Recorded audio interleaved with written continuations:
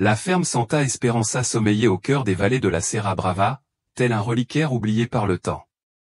Au loin, la forêt dense s'étendait en couches sombres, seulement entrecoupée de sentiers de terre menant au corral. C'était une terre de tradition, de lutte et d'histoire racontée autour du poêle à bois. C'est aussi là que Luia Montenegro, 27 ans, a tenté, avec un courage discret, de perpétuer l'héritage laissé par son père. Abonnez-vous à notre chaîne et indiquez-nous dans les commentaires de quelle ville vous regardez. Depuis le décès d'Augusto il y a 2 ans, victime d'un problème cardiaque soudain, Luia a repris la gestion de la ferme avec une force qui a surpris même les plus anciens. Elle n'avait pas été élevée pour gérer une propriété de cette taille. Son frère aîné vivait en ville et sa mère, recluse dans une pièce sombre de la ferme, submergée par le désir, vivait seule. Luia se retrouvait chargée de tout gérer sans accroc, les factures, les animaux, les ouvriers et les attentes. La routine commençait tôt. À 5 heures du matin, l'odeur du café frais emplissait la cuisine, où Donna Sebastiana, la cuisinière et confidente, préparait le petit déjeuner. Les ouvriers arrivaient d'un pas assuré et avec de brefs sourires. Luia parcourait les enclos, un presse-papier à la main et un regard attentif. Je connaissais chaque animal par son nom, chaque recoin du terrain, chaque problème caché derrière un pâturage bien entretenu. Mais ce jour-là, toute cette routine fut interrompue par Jeremiah, le fidèle cow-boy de la maison depuis plus de 30 ans. Il apparut sur le porche, le visage pâle, son chapeau pressé contre sa poitrine. Donna Luia, il y a quelque chose qui ne va pas avec la génisse dans le pâturage du sud. Sans hésiter, Luia enfila ses bottes et le suivit jusqu'à l'endroit. L'odeur du sang précéda l'image. La génisse gisait près d'un cocotier élancé, le corps marqué de profondes griffures et de longues coupures. Autour d'elle, la boue était remuée. De larges empreintes de pas arrondis entouraient l'animal. C'était comme si quelque chose avait dansé autour d'elle avant l'attaque finale. Ce n'était pas un chien sauvage, murmura Jérémie en s'accroupissant. C'était un jaguar. Regardez les traces. Elles sont trop grosses. Luia se figea. Autrefois, personne ne parlait des jaguars dans cette région. C'était révolu, l'époque où les anciens disaient que la forêt protégeait encore ses enfants sauvages. Elle regarda la clôture intacte, sans aucune trace d'effraction. L'animal était entré sans effort. En ville, la nouvelle se répandit comme une traînée de poudre. Un cow-boy prit une photo de la génisse et la publia sur les réseaux sociaux. De vieilles vidéos de jaguars utilisés comme s'ils étaient récents apparurent bientôt. Des groupes WhatsApp semèrent la panique. Certains disaient que la bête attaquerait les gens, d'autres, que c'était un présage. La tranquillité de la communauté rurale fut brisée. En fin d'après-midi, Rodrigo Tavares, un voisin de la propriété, apparut. Bel homme, élégant et subtilement dangereux. Il avait la réputation d'être un beau parleur et de mener des affaires douteuses. Il arriva avec son sourire habituel et une boîte de mélasse qu'il tendit à Donna Sebastiana dans la cuisine. « J'ai entendu ce qui s'est passé, dit-il. Une tragédie. Si vous voulez, je peux envoyer des hommes pour aider à la surveillance. Une femme seule ici, c'est compliqué, non ? Luia garda un ton ferme. Merci, mais ce n'est pas nécessaire. On se débrouille. Rodrigo sourit, mais ses yeux exprimaient autre chose. Il mesurait le terrain, évaluait les fissures dans la structure. Il savait que la fragilité de la ferme était une opportunité. Cette nuit-là, Luia ne dormit pas. Elle entendait les chiens aboyer, les branches craquer. Elle prit une lampe de poche et sortit sur le porche. Le vent faisait bruisser les feuilles du manguier comme d'anciens murmures. À l'orée de la forêt, quelque chose brillait. 2 points de lumière fixe, le reflet dans les yeux d'un animal. Elle fit un pas en avant. La silhouette disparut. Le lendemain matin, le chaos s'amplifia. Le hangar à fourrage avait été cambriolé. Les sacs étaient déchirés, la nourriture était éparpillée sur le sol. La porte arrière était entr'ouverte. Des empreintes de pas identiques à celles de la veille marquaient la boue fraîche. Elle rôde autour de la maison, murmura Jérémie. Certains employés commencèrent à demander des congés, d'autres à prier. Donna Sebastiana alluma des cierges pour Saint-Georges, Saint-Benoît et même Saint-Anouf. Luya tenta de garder le contrôle, mais la tension monta. Puis vint la réunion de l'association des agriculteurs. Luya arriva seul, chapeau bas et l'air sévère. Rodrigo était déjà là, souriant à tout le monde comme s'il maîtrisait la situation. Avec tout le respect que je vous dois, dit-il d'une voix forte, mais un jaguar en liberté représente déjà un risque. 2 nuits consécutives d'attaque, c'est une menace réelle. Et la propriétaire de Santa Esperanza? Eh bien, elle a peut-être perdu le contrôle. Certains hommes murmurèrent leur accord, d'autres regardèrent Luya avec incertitude. Elle se leva et dit d'une voix ferme. Nous n'agirons pas par ignorance. Il existe des lois environnementales et il y a quelque chose d'étrange dans tout cela. Ce jaguar a peut-être peur, il est hors de son habitat. J'enquêterai et je ne permettrai pas que la justice soit rendue. Sur le chemin du retour, elle pleurait de colère, de frustration et d'épuisement. Le chemin de terre lui parut plus long cette nuit-là. La ferme était plongée dans l'obscurité à son arrivée. La seule lumière provenait du porche, où Donna Sebastiana l'attendait, son assiette pleine et le regard inquiet. « Ma fille, tu es plus forte que tu ne le penses. Ne laisse pas la peur prendre le dessus sur ton cœur. » Luya sourit, mais l'angoisse palpitait encore dans sa poitrine. Le sentiment que quelque chose se cachait, à l'extérieur ou à l'intérieur, était plus réel que jamais. La tension s'était installée sur la ferme Santa Esperanza comme une plaie invisible. C'était quelque chose d'invisible, mais perceptible dans chaque respiration, contenu dans chaque pas plus lent des piétons, dans les silences autrefois naturels et désormais pesants comme un présage. Luya se réveillait au milieu de la nuit, le cœur battant. Le bruit des branches qui cassaient, des chevaux qui se débattaient dans l'écurie et des chiens qui aboyaient furieusement et avec peur emplissait les premières heures du matin. Le jaguar laissait maintenant des signes de plus en plus proches de sa soif, des traces dans la boue du bassin, des traces de griffes sur un pilier du corral, une traînée d'urine forte dans le jardin près du porche. Les animaux étaient constamment paniqués. Une nuit, les chiots s'échappèrent du chenil et ne revinrent qu'à l'aube, grelottants et couverts de boue. Jeremia commença à dormir avec une machette sous son oreiller. Donna Sebastiana laissa les lumières allumées à l'intérieur de la maison, même si elle refusait de gaspiller de l'énergie. Les plus jeunes évitaient de se promener seuls la nuit, et les plus âgés ne se lassaient pas de raconter des histoires sur l'époque où la forêt était encore respectée. Lors de la 3e nuit de terreur, l'inattendu se produisit. Le jaguar fut aperçu. Il était peu après 2 heures du matin.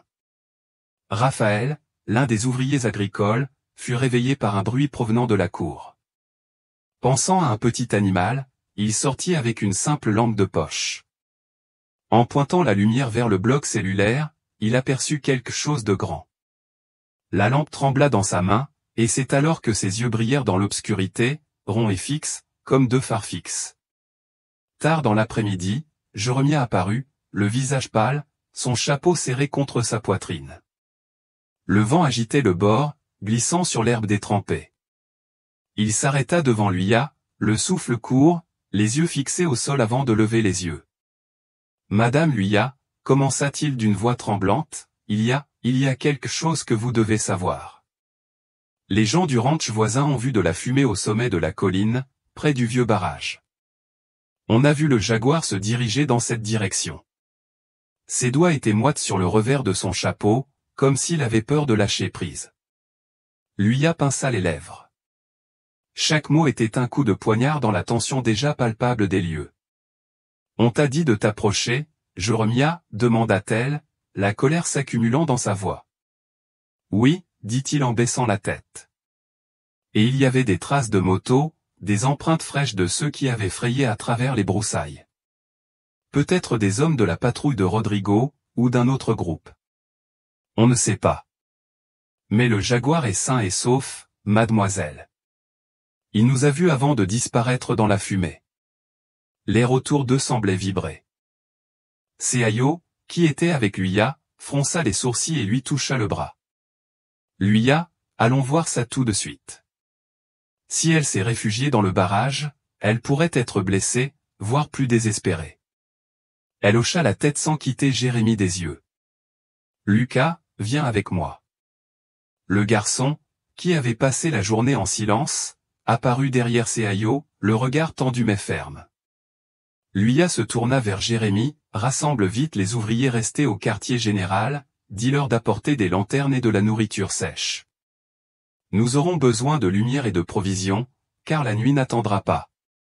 L'homme s'enfuit, la poussière de la pluie collait à ses chaussures. Au moment où la porte de la maison claqua, Seayo regarda Luya avec inquiétude, ils vont essayer de nous intimider. Il faut faire vite. Il vaut mieux y aller à deux. Luya prit une grande inspiration et sentit ses mains chauffer. L'odeur forte de la terre humide se mêlait à l'odeur métallique de la peur. Allons-y, répondit-elle simplement, et elle courut à l'intérieur chercher des cartes et des lampes de poche. Quelques minutes plus tard, la Jeep de Seayo et le camion de Jéremia se garèrent devant le portail principal de la ferme. Des lampes torchées projetaient des faisceaux de lumière torsadés à travers les flaques d'eau qui s'étaient formées le long du chemin. Le moteur ronronnait doucement, résonnant comme un avertissement silencieux. Luya jeta un dernier regard au quartier général, Lucas agitait la lampe torche, les yeux larmoyants mais résolus. Elle hocha la tête d'un geste presque imperceptible, puis monta dans la voiture de Seayo. La route menant au vieux barrage était périlleuse. Le terrain boueux faisait patiner les pneus à chaque virage, et les phares n'éclairaient que de courts tronçons de la route, envahis par les hautes herbes. Arrivée aux marches de pierre, la vieille structure bleue du barrage se détachait de la brume, striée de mousse et de rouille. Des traces fraîches apparaissaient sur le béton, des griffures et de petites taches rouges séchant sous le faisceau de la lampe torche. Seayo descendit le premier, prudemment.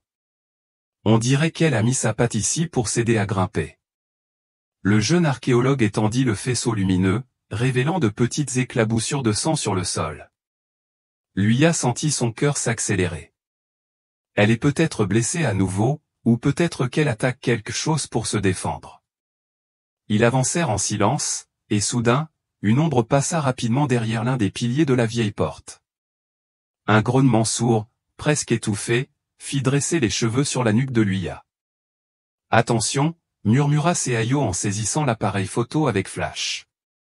La lumière jaillit dans le vide, rien d'autre qu'un paquet de toiles attachées à des rondins abandonnés. Anno Sebastiao a laissé ça ici pour couvrir les réservoirs d'eau lorsque le barrage s'est asséché, a expliqué Luya. Mais pourquoi le jaguar se cacherait-il derrière ça? Caius fronça les sourcils et s'approcha lentement. Peut-être qu'elle a senti des gens, ou d'autres prédateurs. La tache de sang se prolonge plus profondément à l'intérieur, sous cette plateforme en bois. Il désigna du doigt, des morceaux de planches éclatées, des ferronneries tordues, des éclaboussures de boue séchée. Luya se pencha pour observer les empreintes de pattes menant à un trou sous les planches cassées. On dirait qu'elle l'a creusé pour se protéger ou pour atteindre quelque chose à l'intérieur. D'un coup de pied, elle écarta les planches branlantes et révéla l'intérieur d'un couloir peu profond rempli d'excréments d'animaux et d'une forte odeur de fer. Dans un coin, près de caisses en décomposition, se tenait un renardeau effrayé, la fourrure hérissée, les yeux brillants de panique. L'animal se recroquevilla en voyant Luya approcher. A-t-elle essayé d'attraper le renard, demanda Lucas, qui avait grimpé prudemment.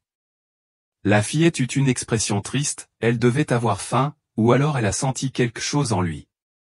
Mais maintenant, elle est partie, et le petit est resté ici. Le petit rongeur se recroquevilla dans un coin, le corps tremblant, les narines dilatées sans cesse. On peut le laisser ici? Ou l'emmener à l'institut, suggéra Seayo. Je peux revenir avec de la nourriture et le récupérer avant le retour du jaguar. Luya hocha la tête. Oui, mais il faut trouver où est le jaguar. S'il revient, il pourrait trouver le Zorilo, ou nous. Il fit signe à Lucas et Seayo de se taire tandis qu'il avançait dans le couloir improvisé. Bientôt, il sentit un vent chaud lui frapper le visage et entendit le grognement s'amplifier, comme si le jaguar était tout proche peut-être à quelques mètres seulement. La lampe de poche éteinte pour ne pas attirer l'attention, les trois hommes se blottirent contre le mur humide du barrage. Ils retinrent leur souffle. Un léger craquement de branches dans la végétation au-dessus indiqua leur approche. Puis deux yeux brillèrent dans la lumière du ciel couvert, et le grand corps tacheté se déplaça avec une grâce mortelle. Le jaguar apparut sur la rive opposée de l'étang asséché, sa fourrure couverte de boue et de feuilles collées. Son corps était plus mince qu'avant, une partie de ses côtes saillantes, mais ses muscles encore fermes. Il resta immobile un instant, grognant doucement, les fixant. Ce regard était ardent, un mélange de désorientation et de défi. Il savait qu'ils étaient arrivés jusqu'ici et ils ne reculeraient pas. C'était désormais son territoire, même s'il avait été envahi. Seayo voulait encore prendre une photo, mais Luya le saisit par le bras. Pas maintenant. Le bruit étouffé des pneus d'une moto qui approchait au loin ou le hennissement des moteurs fit lever le jaguar. Quelque chose dans l'air provoqua en lui une impulsion agressive. Il trébucha en avant, comme s'il allait sauter dans le couloir, mais hésita en voyant Lucas sortir de sa cachette, lent et contrôlé, tenant seulement un petit morceau de gibier enveloppé dans un tissu. « Je te l'ai apporté », dit le garçon d'une voix calme, hésitant au début. « Tout ce que je peux. » Le jaguar cessa de grogner, le corps raide, la respiration accélérée. C'était comme s'il reconnaissait une offrande à l'odeur âcre du sang frais. Le petit solitaire, la mise à mort impromptue, le silence presque respectueux des trois opposés. L'instant d'après, un éclair traversa les nuages, illuminant le canyon. Le jaguar recula instinctivement, tourna la tête vers le ciel et renifla, comme s'il voyait une menace plus grande dans la tempête. L'occasion s'offrait à lui.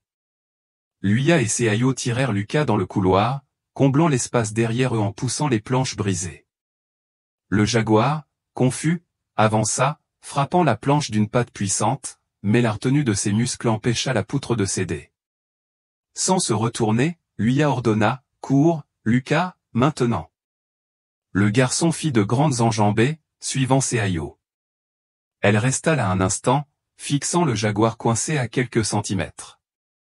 La bête renifla, prit une grande inspiration, puis, d'un mouvement lent et calculé, s'éloigna de quelques pas, tête baissée. Les planches craquèrent sous l'énorme pression d'une patte, mais elles restèrent fermes. Finalement, le jaguar tourna le dos et disparut dans l'obscurité, cherchant un autre abri. Camouflée par la pluie qui s'intensifiait, elle regagna la forêt, telle une reine vaincue mais pas vaincue.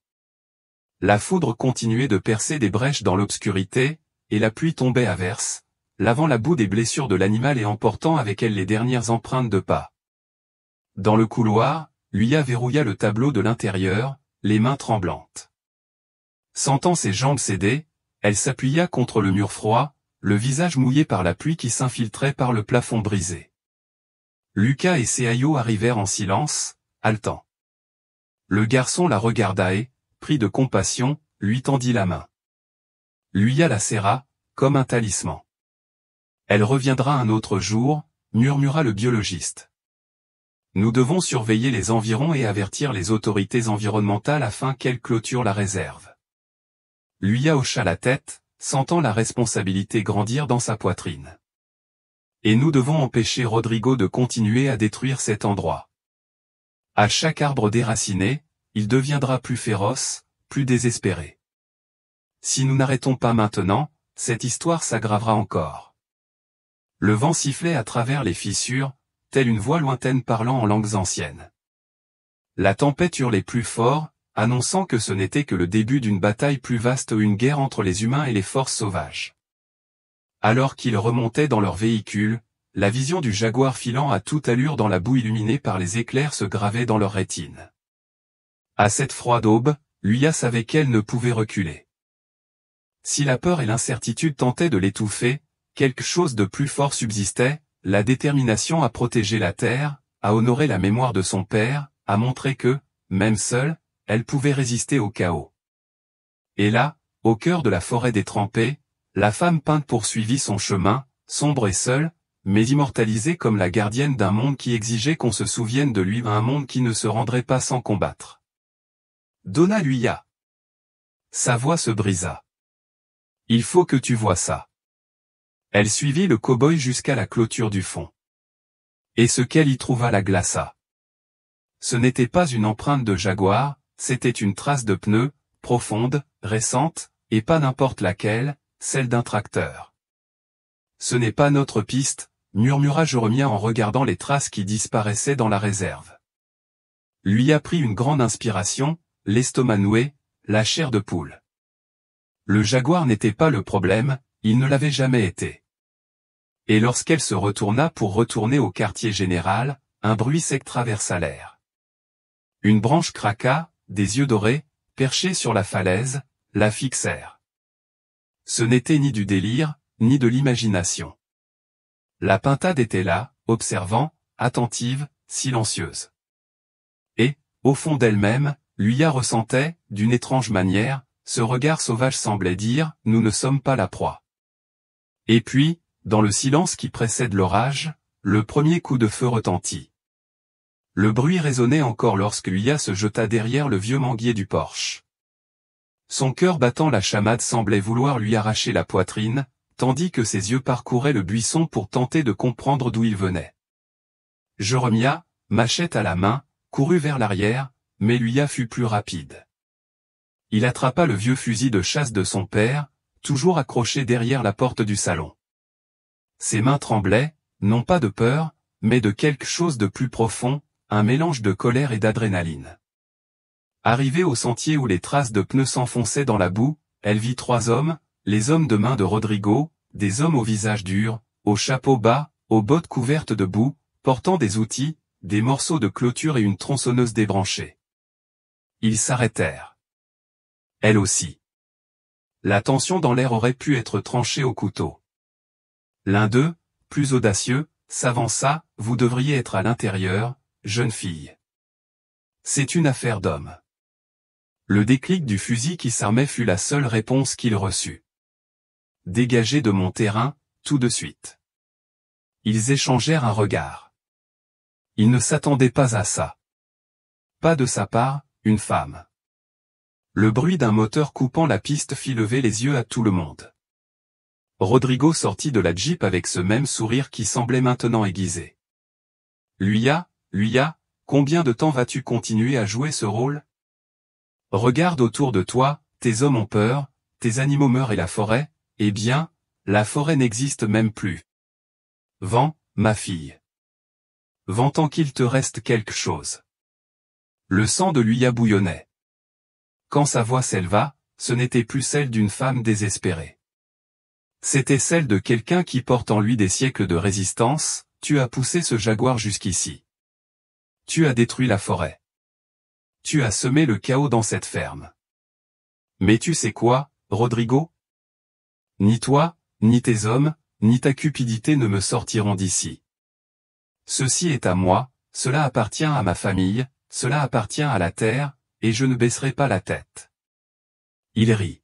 « Alors vous verrez ce qu'est la guerre. » Rodrigo leva la main et les hommes commencèrent à avancer.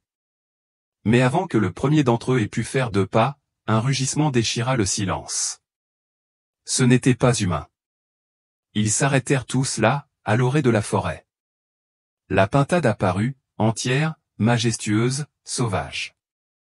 Son corps doré, tacheté de noir, ressemblait à un fantôme d'un autre temps. Elle marchait lentement, sans se presser, les yeux fixés, non sur Luya, ni sur les ouvriers agricoles, mais sur les hommes de Rodrigo. La peur s'insinua sur leur visage. Rodrigo recula d'un pas. « Tirez » cria-t-il. « Tirez » Mais aucun d'eux ne bougea. Le regard du jaguar semblait transpercer la peau, les os et l'âme. Et à cet instant, Seayo apparut, accompagné de 2 hommes de l'Institut de la faune sauvage et d'un véhicule de la police environnementale. Assez. C'est fini, Rodrigo. Nous avons tout, les images satellites, les photos des zones dévastées, les pièges photographiques, les preuves que vous avez détruit la réserve, expulsé la faune et contaminé les sources. Tout est là. Rodrigo pâlit. Non, ce n'est pas tout à fait ça. C'est exactement ça. Et savez-vous ce qui est pire? Nous avons des témoins, vos employés, des gens qui en ont assez de votre tyrannie. La police s'approcha. vous êtes en état d'arrestation pour délits environnementaux, violation de propriété et menaces. Les menottes brillèrent dans la pâle lumière du matin, et pour la première fois, le sourire de Rodrigo se brisa. Tandis qu'on l'emmenait, il se tourna vers Luia et, malgré sa défaite, lâcha entre ses dents, ça ne s'arrête pas là. Mais au fond, ils savaient tous les deux, c'était fini, du moins pour ce cycle. L'oiseau peint, comme s'il savait que sa mission était accomplie, fit quelques pas de plus et, sans un bruit, disparut dans la forêt, se fondant dans la brume qui commençait à monter. Luia se tenait là, la poitrine haletante, les mains encore tremblantes, mais cette fois ce n'était pas de la peur, c'était du soulagement, c'était de la fierté. Elle leva les yeux au ciel, les nuages commençaient à se dissiper et les premiers rayons de soleil perçaient les feuilles, dessinant des taches dorées sur le sol. Regardant vers le quartier général, elle aperçut Donna Sebastiana sur le porche, le chapelet à la main, les yeux pleins de larmes. Jeremia, à ses côtés, souriait de ce sourire qui témoigne de décennies de lutte. Sa ferme était debout. Et ce n'était pas seulement de la terre, ni des pâturages, ni des clôtures, c'était bien plus que cela. C'était de la résistance, c'était de l'histoire, c'était l'avenir. Seayo s'approcha et posa la main sur son épaule. Tu as tenu bon, Luia. Tu as fait ce que beaucoup n'auraient jamais le courage de faire. Elle prit une grande inspiration. On apprend quand on n'a pas le choix. Il sourit. Et maintenant? Maintenant. Elle regarda la lisière de la forêt, où le silence ressemblait plus à un chant qu'à une menace. Maintenant, nous reconstruisons la terre, la forêt, la vie. Et au plus profond de la forêt, un rugissement lointain résonna. Non pas une menace, mais un avertissement silencieux, nous sommes encore en territoire sauvage. Ici, la vie continue. Avez-vous déjà connu ou vécu une situation où le danger réel n'était pas ce qu'il semblait être? Dites-le moi dans les commentaires. Si vous aimez les histoires vraies, pleines de suspense, de courage et de mystère, abonnez-vous à la chaîne. Gros bisous et à la prochaine.